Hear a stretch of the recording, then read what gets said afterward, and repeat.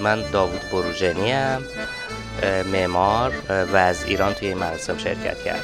من یه مقداری باید راجع به خود پروژه‌ای که به خاطرش جایزه گرفته شده صحبت بکنم.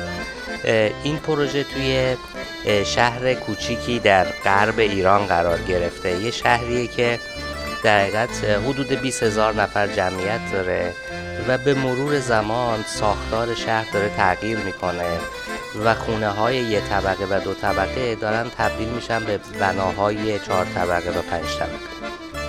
تصور ما اینه که اون حس انسانی رو از شهر میگیره این اتفاق و نیازه که ارتفاع خود شهر توی همون تراز 2 طبقه باقی بمونه. پروژه‌ای که شرکت داده شده برای این مراسم اون پروژه است به اسم خانه رنج دوست هاوس و تلاش ما بوده که یک خونه قدیمی 1 طبقه رو با توسعه نیم طبقه حفظ بکنیم. این اون وقت باعث خوشحالی من میشه که چنین پروژه هایی که رویکرد اجتماعی دارن در کشورهای مختلف و مخصوصا کشور ما توی مراسم این چنینی دیده میشه.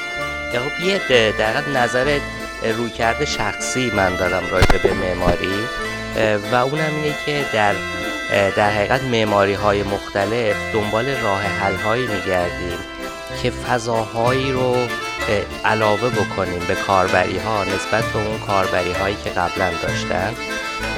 به عبارت دیگه میشه گفت که سعی میکنیم کلیشه هایی که وجود داره رو از بین ببریم و نگاه جدیدی بدیم. توی پروژه ها هم ما چه پروژه درمانی بوده آزمایشگاه کیا که اومده یه پروژه درمانی با شهر تلفیق کرده خودش رو، یا توی پروژه های صنعتی سعی میکنیم که فضاها رو برای همه مصرف کننده ها و همه بهره بردارها فراهم بکنیم که یه زیست مطلوب و زندگی مطلوب داشته باشن.